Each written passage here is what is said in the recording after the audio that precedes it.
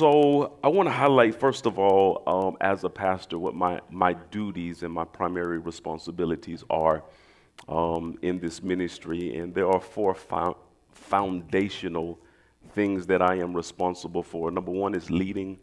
Number two is feeding. Number three, raising capital. Number four, guarding culture. Those are my primary responsibilities. Out of the four, leadership is probably the most demanding. Not that it's just so draining, it's the thing that consumes the most of my time, in particular away from my family, because I can't hear God in crowds.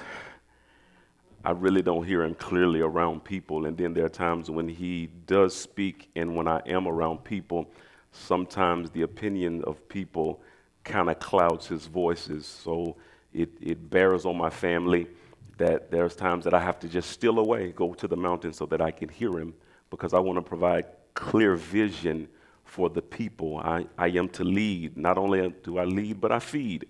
I'm not the primary communicator in this. I'm not the only communicator, but I am the primary communicator. What that means is the majority of the times on Sundays, you're going to hear my voice. And even when you don't hear my voice on a Sunday, I had something to do with the message, whether I crafted it or I critiqued it to fit the spiritual diet of EMCC. There's not a voice that comes on this platform or an individual that speaks to us that has not been well vetted. So never think because I'm not, and there are many of you who don't, and I'm glad for that, but there are some who won't come if they know I'm not preaching. And I need y'all not to do that, because when you do that, you make me a god, and God has a way of demoting other smaller gods. So don't get me in trouble with the Lord. The Bible declares, in the year King Uzziah died, I saw the Lord. Uzziah was a good king, and he was so glorious, he stood in God's way. Everybody shout, don't do that to Pastor. I lead, I feed, I raise capital. I am the primary one that's responsible for the financial well-being of EMCC. Watch this, not just for the reality of us paying our bills now, but making sure that we have the necessary capital in the future. If God speaks to us and tell us to do anything, we already got the provision to match the vision that he's showing us. Can somebody say amen to that? I'm never going to ask for a gift that I'm not giving myself. I'm never going to ask you to do anything. And if it's a big ask, I won't put that on anybody else to buffer. I'll always be the big one, or the one that asks for the big gifts. I'll never bring a preacher in here to raise money for me. And even when I have a revival, I don't even want my evangelists raising their own offering. I will do that myself personally, so they can keep their motives pure in blessing people. And I will worry about whether we met the budget or not. Finally, guarding culture, that is one of my primary responsibilities as well. When we speak of culture, culture is the shared way of life of a group of people. It is how it feels, everybody shout feels. It's how it feels to belong, serve, grow in an organization. Now, I want y'all to help me just for a moment. I have 10 unhealthy cultures that I want to describe, and I want you to participate, and this is what I want you to do. As I am highlighting the definition of these 10 unhealthy cultures, I want you to think of your family of origin, maybe your current family. I want you to think of previous schools that you have attended, work environments, or church environments, this one that you're in right now, or maybe a previous, and see are there any elements of these unhealthy cultures that you can identify in past or present organizations. So here's the first unhealthy culture. Number one, a toxic culture where fear, blame, manipulation, or control dominate. Number two is a fear-based culture where people comply to avoid punishment rather than from conviction. I'm going to do it because I don't want mama to say nothing. I'm going to do it because I don't want them looking at me crazy. I'm going to do my job because I don't want to get fired. Shame culture, where mistakes are exposed without grace. Image is protected over people. Number 4, power is centralized, questioning is discouraged. So in this culture, you just do what you're told and you don't ask any questions about your orders. 5, silencing culture. Concerns are dismissed. Disagreement, any disagreement is labeled as disloyalty. Number 6, performance culture. Value is tied to output, gifting, and visibility. So we appreciate you based on what you do, and if you don't do anything, you get no celebration. 7, burnout culture. Overwork is normalized. Rest is subtly shamed. 8, avoidance culture. Conflict and sin are ignored rather than addressed redemptively. 9, transactional culture. People are valued for what they give, not who they are. So you know who the favorites are, the ones that give the best Christmas gifts. 10, and finally, a clique culture. Insider relationships matter more than character or calling. In a church, influences stay within a small inner circle. In family, one child is favored over the others. In business, promotions go to insiders. In school, social groups or favoritism exclude others from belonging or opportunity. So culture is how it feels to be a part of the church, the organization, the school, how it feels to be in your house.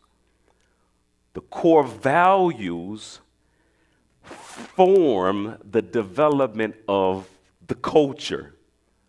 When we speak of core values, we focused on it last week, but I want to highlight core values are determined by what is repeated, what is rewarded, what is corrected, and what is overlooked. There are some of us that have unhealthy cultures in our houses.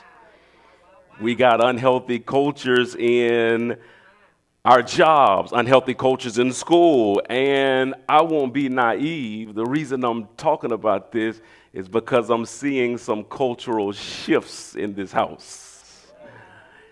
And the reason there is some unhealthiness in the church, unhealthiness in your house, your family, in your business, your school, is because there have been some core values that have surfaced that supports the unhealthy culture that you have. There have been, what do you mean? That ain't what we're about. Well, the core values is not what you put on the wall, it's what you practice. Core values is not what you say, it is what you correct when something is wrong. Core value is not what it is what you choose to overlook, which becomes important in your business, in your family, or in your church. The man of God, the Apostle Paul, he writes to the church of Corinth, and this is how he starts out his letter. He says to them in 1 Corinthians chapter 1, verses 5 and verse 7, he says, in him you have been enriched in every way with all kinds of speech and with all knowledge. Verse 7, you do not lack any spiritual gifts. So he says, man, y'all are gifted. Y'all got it going on. I mean, y'all prophesy, y'all speak in tongues, you operate in the power gift, you have word of wisdom, you have word of knowledge. Like y'all really do have it going on. But I want to pause for a second because this, out of 16 chapters, this is the only positive thing he has to say about the church, is that you gifted. After highlighting their gifts, this is what he's going to say, chapter number 1, verse number 11. My brothers and sisters, some from Chloe's household, have informed me that there are quarrels among you. Chapter 3, verses 1, he says, brothers and sisters, I could not address you as people who live by the Spirit, but as people who are still worldly, mere infants in Christ. 3, you are still worldly, for since there is jealousy and quarreling among you, Are you not worldly? Are you not acting like mere humans? He's going to say in chapter number 5, this blows my mind. He says, it is actually reported that there is sexual immorality among you, and of a kind that even pagans do not tolerate. A man is sleeping with his father's wife, and you proud of it. He's going to tell him, chapter number 11, verse number 18. He says, it sounds as if more harm than good is done when you meet together. In essence, he said, you just shouldn't have a family reunion. You maybe you should stop coming to church. Just stop meeting. Just close it down. I don't know. Maybe your business just ought to operate. Maybe your family, it's more harmful coming together than it is good. So what he did, he took 15 chapters to highlight all of this craziness, and he publicly highlights all of the things that are countercultural, all of the things that are contributing to an unhealthy, unsustainable culture. And then when he gets to chapter number 16, he does something. He highlights what the core values should be in this local church. When he gets to chapter number 16, he says, be on guard. And how many know we all should be guarding culture? He says, be on guard, stand firm in the faith, be courageous, be strong, do everything in what, y'all? The foundation of what this church should be doing. He said it should be love. The reason, my God, the reason that we're having problems in Corinth is because people love themselves more than they love each other.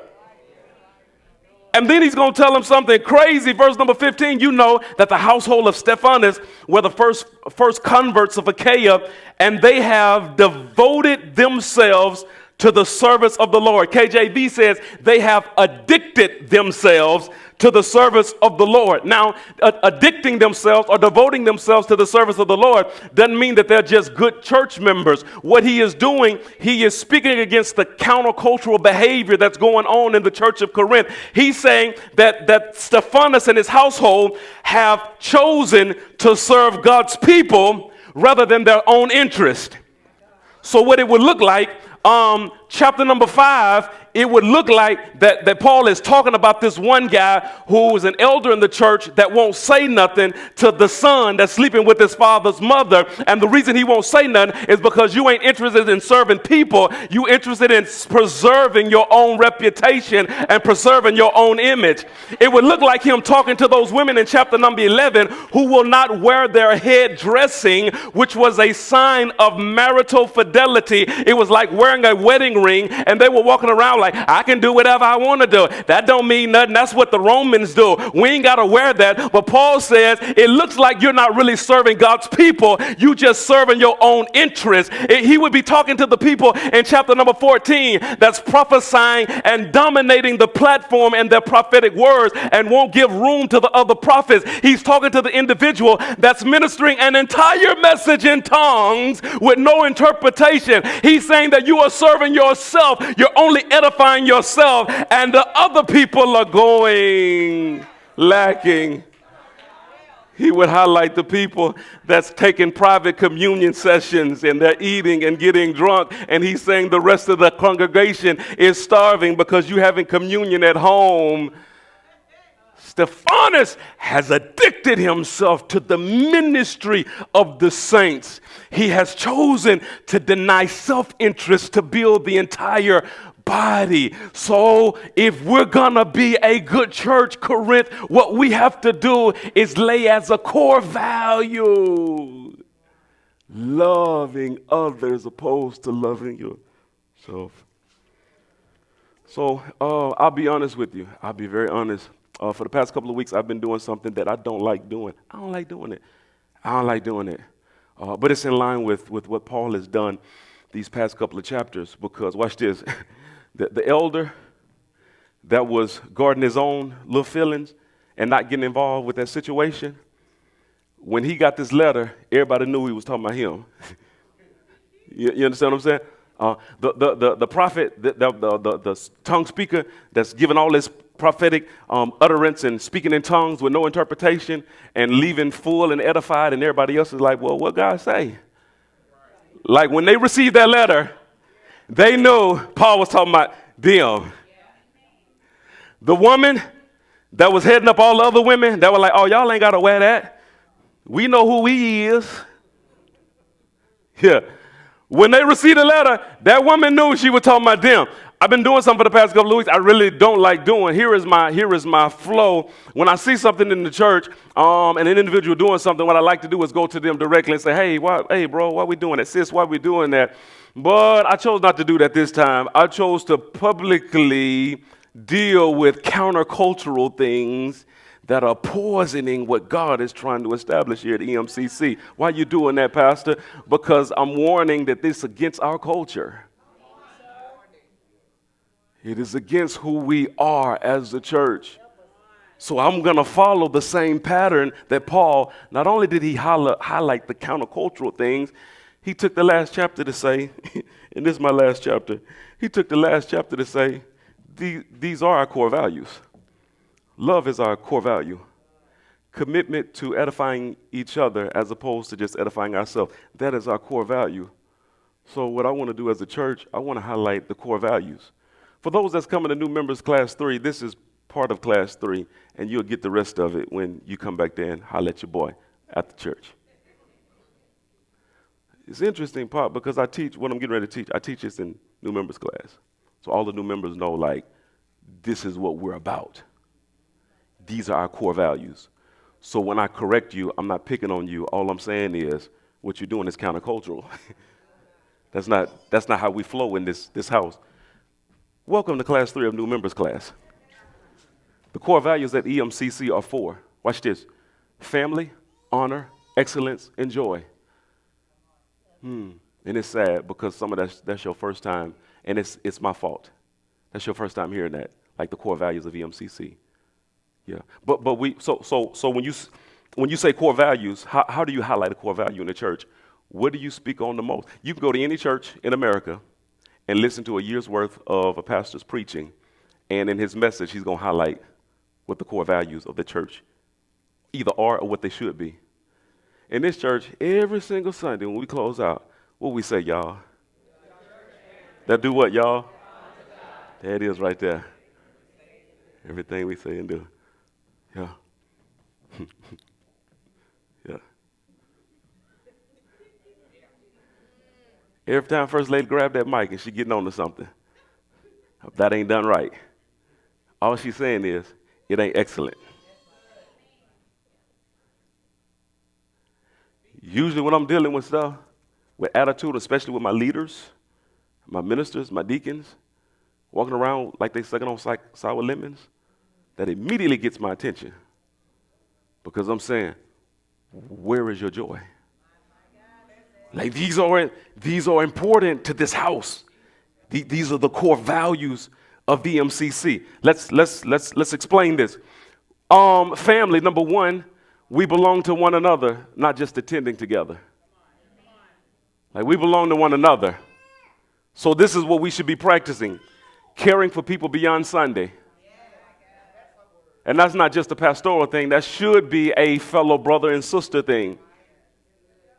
Brother Bell was in the hospital last week, and I went to go see him, and I was so blessed. About the time I got there, he was telling me about everybody who had called and checked on him. He said he was getting phone calls at 2 and 3 o'clock in the morning. Are you okay? Intercessory team. Because like if we're going to be family for real, we just can't show up. Don't let this be like your family reunions. Like you don't talk to them until we come together once a year or until somebody die. Like if we family, let's be family for real. We got to care for people beyond Sunday. Number 2, we got to learn names and stories.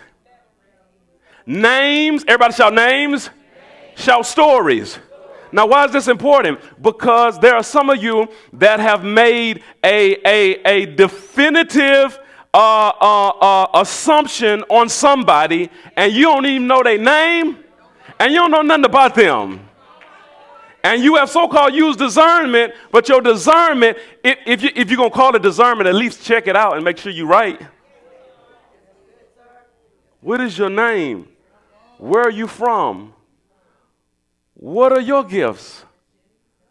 Where is your pain? We got to get to know one another.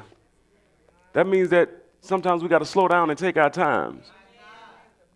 Sometimes that means me not coming to talk to you, Pop, but coming to find my brother. Hey, right there with the gray, silver, whatever that is shirt. Wave your hand. What's your name, man? Thank you for being here, Thomas. Can y'all bless the Lord for Thomas? Is this your first time being here? How many times have you been here? He a member, y'all. We got a 3-member clause, bro. You come here three visit clause. Yep. Learning names, stories, protecting unity without avoiding truth. Protecting unity without avoiding, correcting to restore, not to remove. So when I approach you, it ain't because I'm trying to get rid of you. Like we got to deal with something. It's actually, the preacher told me this years ago. He said, don't worry if your wife fuss. You should be worried if she stopped talking. It's a few of y'all understand what that means. Because when the sister stopped talking, that means she done. If she fussing, she's still trying. I just helped the brother out. So watch this. That means we got to guard against confusing family with enabling, letting closeness replace accountability. So just because we family don't mean that I don't check you. I don't, listen, if you're doing something wrong, I just overlook it. No, we're going to be accountable and we're not going to enable. Number 3, it means we don't disappear when struggle comes. Like if we family, you don't stop showing up just because you're going through.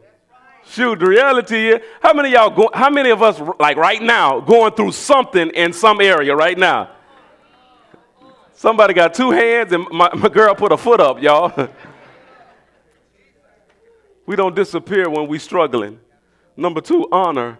We choose to see and affirm the God-given value in every person, regardless of role, gifting, or agreement. That is so good. That is so good. Y'all have heard me say many times that I care more about your soul than your gift, because I honor you as an individual that's been created in the image of God. So this is what we should be practicing, speaking well of people publicly and privately. Publicly and privately. Here's the wisdom. If I have something negative to say about somebody, I need to go tell them.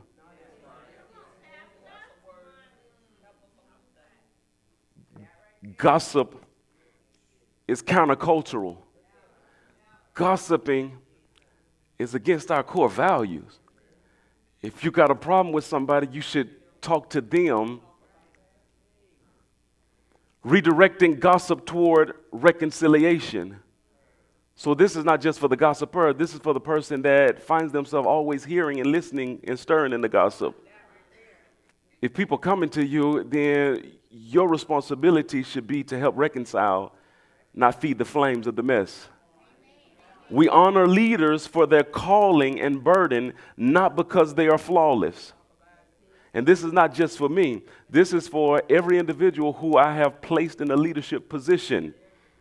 We honor them because it is a heavy responsibility for whatever they're called to do. And no, they're not perfect. They're going to make mistakes. But we don't use imperfection as an occasion to show dishonor. Finally, our practice is we follow Matthew 18. Everybody shout Matthew 18. What is Matthew 18? If somebody sins against you, you go to them and them alone. You don't talk about it. You go to them and them alone. And if you have to vent, always everybody shout, vent up. Vent up. So this is what we guard against. Mistaking honor for flattery. Don't do that. Like, if they did not do a good job, you don't have to lie. Justifying dishonoring speech during disagreement. And then finally, poisoning others through venting. Oh, we got to cut that out. Secondhand smoke is the worst kind of smoke. Number three, pursuing excellence. Intentional improvement, not perfection. Everybody shout, not perfection. It's not perfection, it's intentional improvement. Here's the practice. We do our best. We do them before we're asked. We do more than expected. And we welcome feedback and course correction. Enough of this stuff of you doing something and don't want any critique at all. Yeah. I wrote a little book, and I asked my wife what she thought. Boy, she ate me up, y'all. She ate me up. And it did hurt my little feelings, yeah, but I was trying to like, yeah, yeah. But watch this. She wasn't wrong in what she was saying. Number one, it was something that she was right about and I already knew, but I'm not changing it because I'm not writing anymore. And then there was some things she was right about that, yeah, I need to go back and I need to course correct that. But watch this. The moment you begin to show signs that you can't handle feedback, people will start lying to you. People will no longer tell you the truth because they feel you can't handle constructive. Everybody shout constructive criticism. So we guard against slipping into performance-based value. In pursuing excellence, it's not that we're trying to do a great job so we can be applauded. No, we're doing right because it's right to do right. Are y'all with me in this place? Number four, we choose joy. This is who we are. Intentionally practicing gratitude regardless of circumstances. That means that we're going to be enjoyable. Celebrate wins, big and small. We refuse cynicism, sarcasm, and chronic negativity. We take responsibility for the room, for the atmosphere. We guard against faking it. Everybody shout, don't fake it. No. We're not faking it nor minimizing pain. This is what we're saying when we're choosing joy. We're saying even in the midst of a bitter situation, my attitude does not have to reflect what I'm currently going through. The Bible declares this is the day that the Lord has made. We will, y'all know the scripture, right? And be glad in it. So what I'm going through doesn't have to line up with happy-go-lucky. Whether it's a good day or what some would call a bad day. Everybody shout, I choose joy. Now, these are the core values of EMCC. Now, we are family. Everybody shout, we're family. Like we family for real. That is who we are. We honor one another. I ain't talking bad about you. I ain't talking behind your back. Family. We honor. We do our best in everything that God has called us to do. And we're open to constructive criticism when there's something that could be done better. We expect evaluation.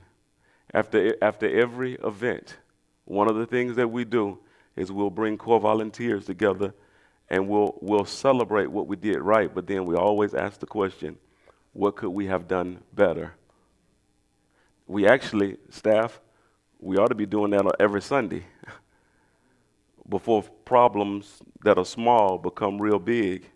There's some things that we could catch Monday if we just simply ask the question, what could we have done better? And then finally, we on purpose choose joy. Now watch this. This is how culture works. This is how culture works. This is how core values support culture. You have to acknowledge it when it's done well. You have to apologize when you miss the mark. And you have to forgive when someone admits to dropping the ball. If we will implement these three around family, honor, excellence, and joy, there is no way those 10 unhealthy cultures will ever become the dominant. Because watch this, There are several of them that are creeping in. There are one or two of them that's already been here for a while. And watch this, a guard of culture, one of my primary responsibilities, I am pushing them out. Told one of my friends yesterday, I said, the reason I got to minister this message is because if we don't do due diligence to shift the culture to where it needs to be, this is as big as we're going to get.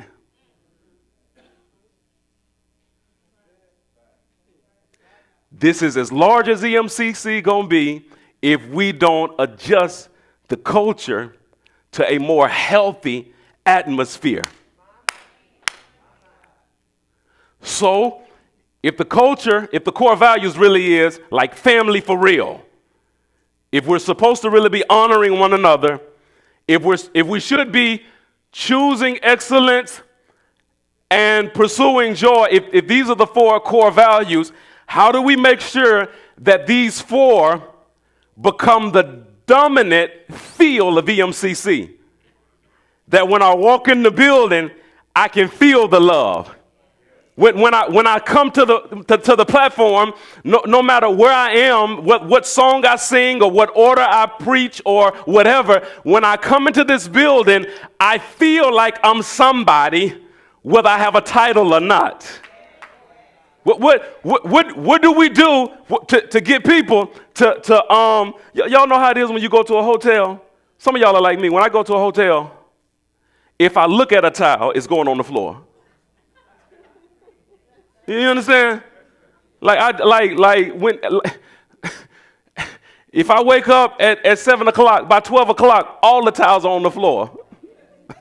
I need a fresh, matter of fact, I usually go ahead and tell my the stewardess, whoever, go ahead and bring me extra towels because I'm going to need them.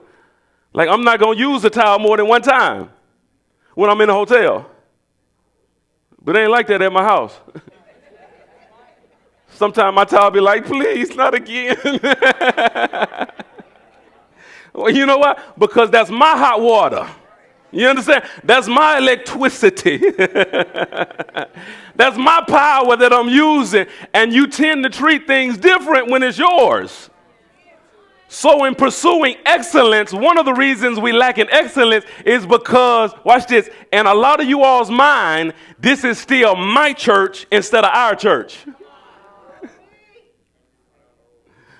Watch this. Because it's my church, when something fall on the floor, you'll walk past it. You know why? Because this ain't your church. And you expect me to pick it up when I walk past it. You know why? Because you still believe it's. But the reality is, this ain't mine. This ours. Let me help y'all. Watch this. Y'all see these symbols? Look. Y'all see these symbols? This. Hey. This. Look at that. Y'all, can y'all bless the Lord for jail? It's my church. Because it's okay. I ain't gonna argue with him. Watch this. You see this? This is not Greg Jr.'s symbol. You want to know who this is? This is ours. Let me tell you why it's really ours. Because we bought this with the tithes that came in the church. So if you ever given anything, you contributed. But this is what we ask. It is ours, but I just need y'all to leave it here so we can use it when we need it. Can the church say amen? Because some of y'all from now go up, they be like, oh, that laptop, that MacBook, oh, let me get that. That's ours. I got some things I could. So this is what we got to do. Everybody shout, this is what we got to do. If we really going, if it's gonna be, my God, more than just something we put on the wall and put on the website, but we're gonna embody these core, where they are visibly seen and tangibly felt. It's three things that we got to do. Like we got to be, I really need I want the whole house to hear me, but I really need my leaders to hear me. Every time you see someone in alignment with one of these 4 core values, you see them acting like a real family. You see them honoring one another for real, pursuing excellence, embodying joy. Every time you see it, you got to compliment it. You gotta compliment it. Right? We're getting ready to practice, and this is what I'm gonna ask you to do. Look to your neighbor, to the left and to the right. And in just a moment, I'm giving you time to think of something, and I just want you to give them a compliment. Some of y'all starting already. I ain't say go. Don't dishonor me, all right? All right? Y'all ready? You got your compliment? All right, give it to them right now.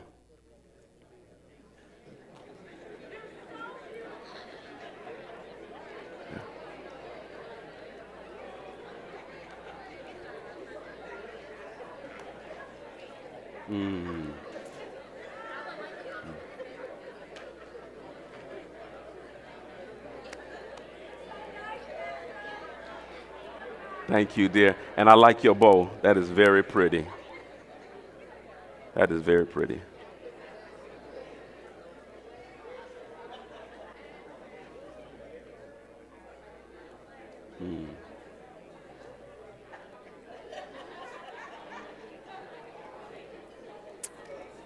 Wow. Wow.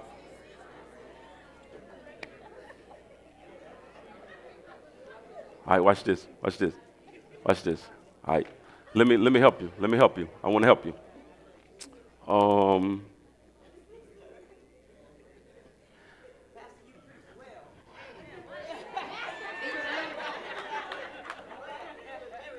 Watch this. Ray, I appreciate you being here.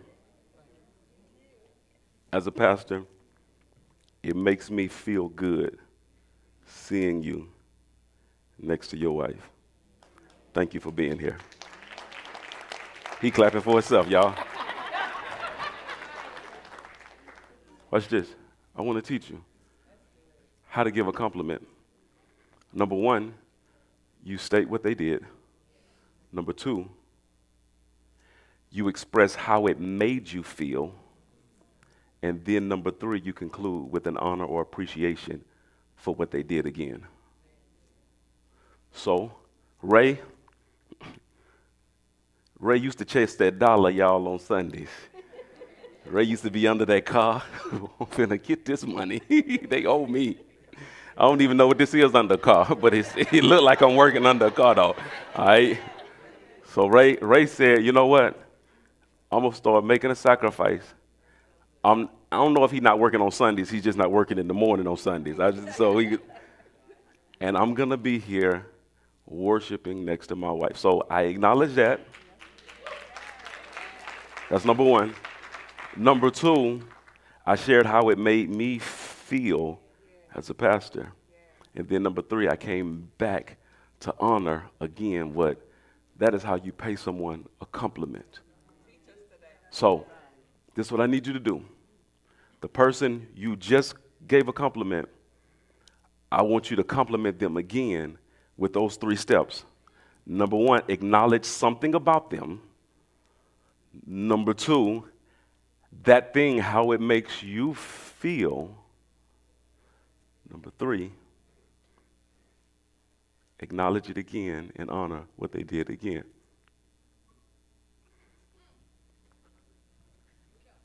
Genesis. I really like your, whatever that thing is. You look very pretty, and I am honored to be your pastor.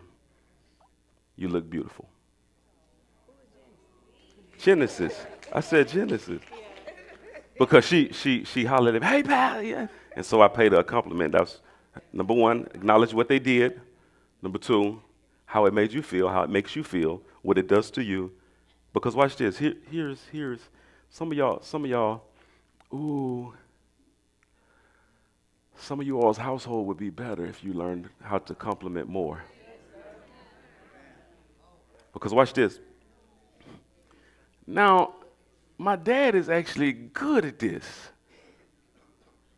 And because when he tells me something that I've done, he always say, I'm proud of you, boy.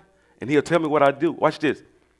Psychologically, me hearing and not just hearing what I did, how it makes him feel, it's like I want to make him feel that way again.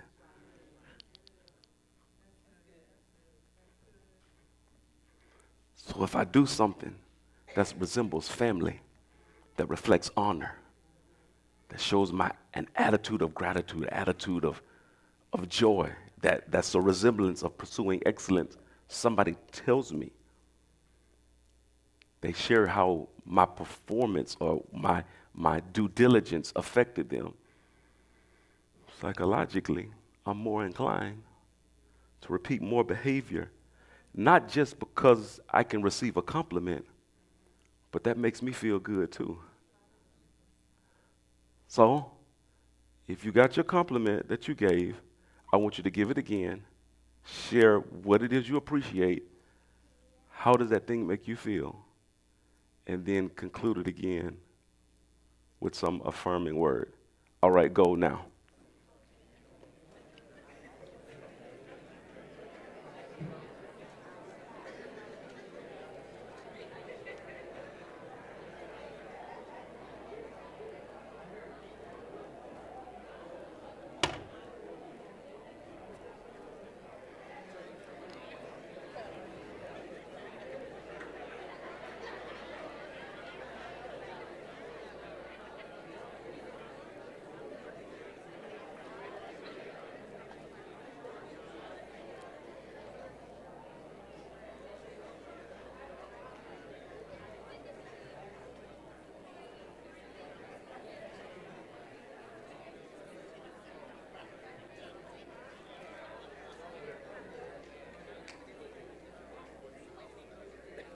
Good stuff.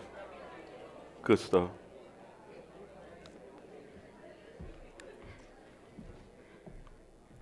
Watch this.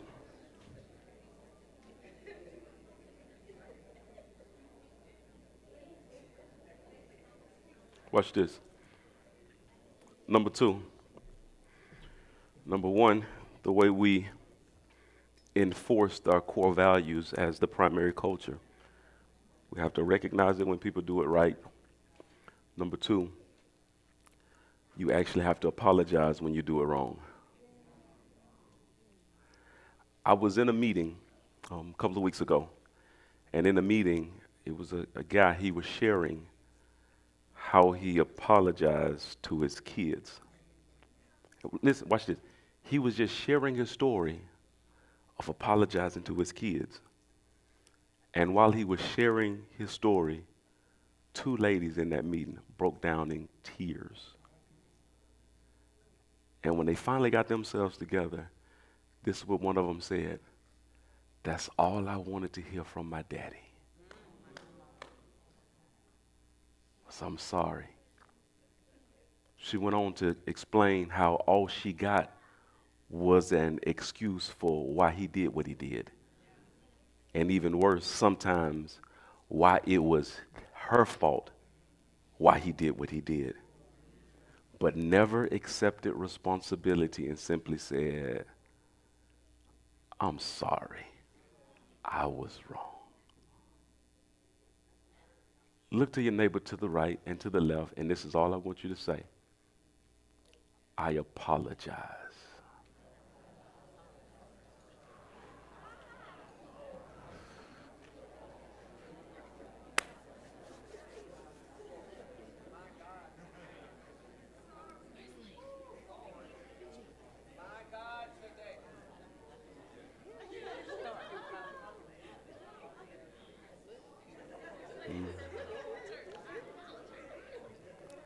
I need y'all to hear me. I need y'all to hear me.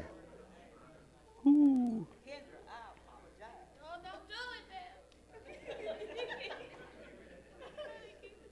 Watch this. Watch this. Every relationship that you have manifests in two forms: a physical relationship and an emotional relationship.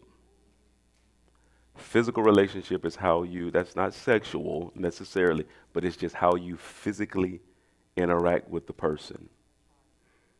Emotional relationships is how you feel interacting with the person. There's some of you all who think you have a good relationship because the person is physically there, when the strength of the relationship is not on physical location, but on the emotional feel of the relationship. And the reason some of you all, your relationship like is not what it could be is because the emotional work of applauding when things are done right and apologizing when you're wrong. These are emotional things. And if you don't do these things, then although physically you in the same house. So let me show you how to apologize. Number one, you state what you did. Number two, you state how it made you feel, because people want to know that you actually felt sorry for hurting them and not that you're just apologizing because you got caught. So number one, I'm stating what I did or did not do. Number two, I know where I'm at. They said number three. I ain't lost. I just had another thought that came to mind. Number one, I'm stating what I did. Number two, I'm letting you know how I felt. Number three, I'm reaffirming my sorrow to you. So here it goes. Pop, you said to me the other day that King had came over, help you with the fence. And when you said that, like it was something that's pierced my soul, because I've been saying for like 4 weeks, I need to go over there. My plans was to really just help you, I plan to just do the whole thing. That was my plan. So I apologize for not being there to help you with that fence. I really felt bad not making the time to support my dad, who has been a strong support in my life. So, Pop, I apologize to you, man. Yep. No, I ain't gonna cry.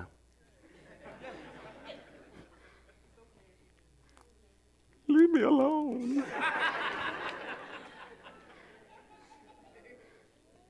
Here's a question. Could you feel the sincerity? It's important. Whether I shed tears or not, like,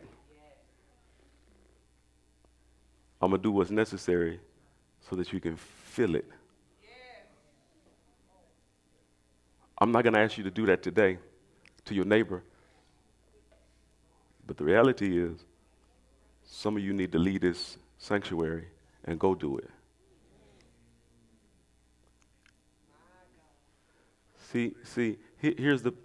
Here's an apology. An apology is not predicated on percentage of wrongness. If I have fault, I'm going to take responsibility for my fault. So what I said did not exemplify family. My tone towards you was not very honorable. I did not do my best on this assignment. And I have been very, very negative and cynical about everything, every idea somebody brings to me. So I'm confessing I hadn't been acting like a real big brother, like a real cousin. I hadn't been very joyful. I hadn't been giving my best, my attitude. And watch this. I feel bad for knowing that I've been acting like this. And I can point to a bunch of reasons why Well, I think I have, but none of that matters because my actions hurt you. And I want you to know I apologize. There's some of y'all, when you leave here, there's a phone call that you need to make. There's a text that you need. There's a house that you need to go visit where you need to, one, highlight what you did wrong without the expectation of them returning that favor. Let me hold it there because some of y'all are messing up in reconciliation because your apology is manipulative. You only admitting what you're doing wrong because you're trying to get them to admit. Here is the wisdom. It ain't just the wisdom, it's just the truth of what you should be doing. I'm doing this because I need an open line of communication between me and heaven. So I would like for this to be closer. However, just in case he be like, yeah, whatever. I see you trying to be a little pastor. You ain't have to do all that stuff you've been doing. You could have came over here and did this fence just in case he was there. It's okay. Because what I had to do wasn't just about him. It was about clearing this. I need y'all to hear. Because you can't speak rudely to people and think he gonna hear you.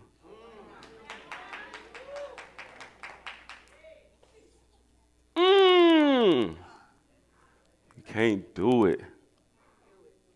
Can't do it.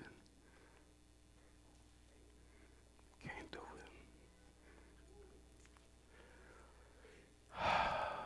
it. I want to apologize to everybody in here on the behalf of every rude, misbehaving, self-serving leader that used their title as power and leverage to control and manipulate you into doing things that they wanted you to do. I don't care what the office is, apostle, prophet, evangelist, pastor, teacher. None of us are lone rangers. All of us are called into community. Every office is called into community. Here's number 3. Number 1, this is how we build culture. You got to applaud and acknowledge when people do it right. You have to apologize when you do it wrong. Number 3, you have to practice forgiveness when people repent. This is what you don't do when it comes to forgiving. You never, everybody shout never. I'm done. You never forgive someone who has not offered you an apology. That's going to be hard for some of y'all. Let me clean it up. You never approach and verbally forgive someone who has not offered an apology. If you do that, you're finna make a mess and a fool of yourself. So I was driving up. When I was driving up, my sister-in-law was getting out the car, and she didn't even speak to me. But you know what? I apologize for you being mean this morning and not speaking to me.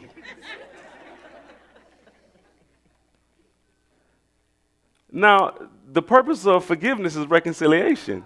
Do you think I just reconcile? I just made a mess. So you don't forgive. Ain't nobody offering no apology.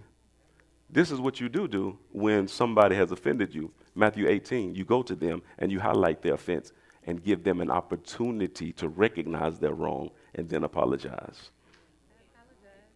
And I forgive you. I love you. I do. But here's the reality, along the line of offense. She really wasn't wrong. She was just getting out the car and didn't see me. So what that means is she don't really have the problem I do.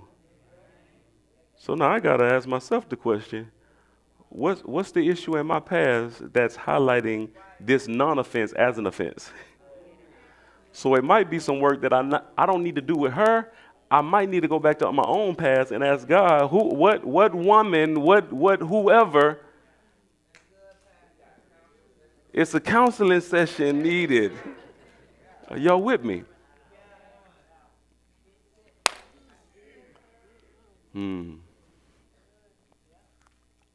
I just wonder how many families. I'm done, y'all. Y'all give me that cute Christmas stuff y'all do. Oh, I just wonder. I'm done. How many families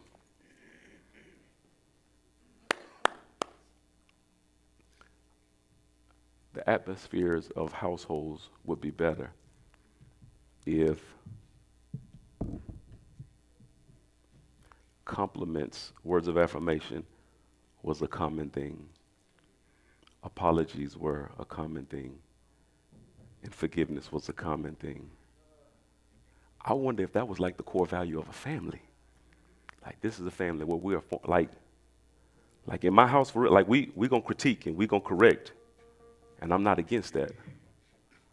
But what if the compliment of my son, my daughter, watch this, in their mind, outweigh my critique of them. I'm challenging myself right now. Like, what's up? My children. What if in their head I know my dad gonna say something, but I also know I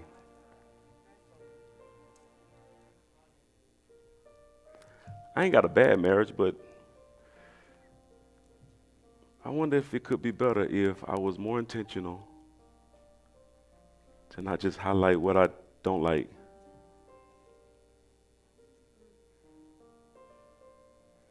And spent just as much, if not more time, highlighting what I do appreciate and love.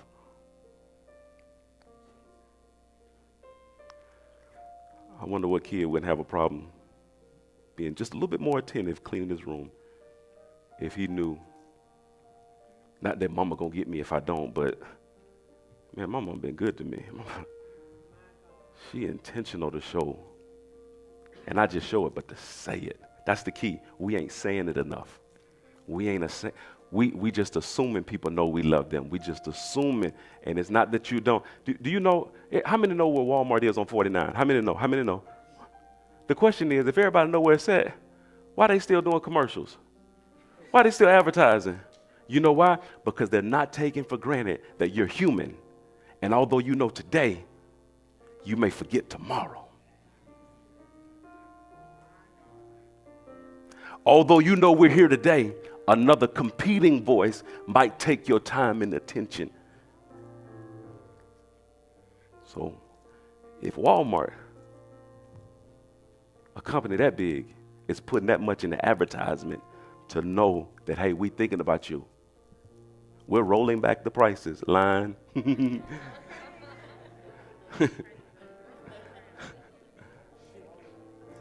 What would it do for your house as related to this message?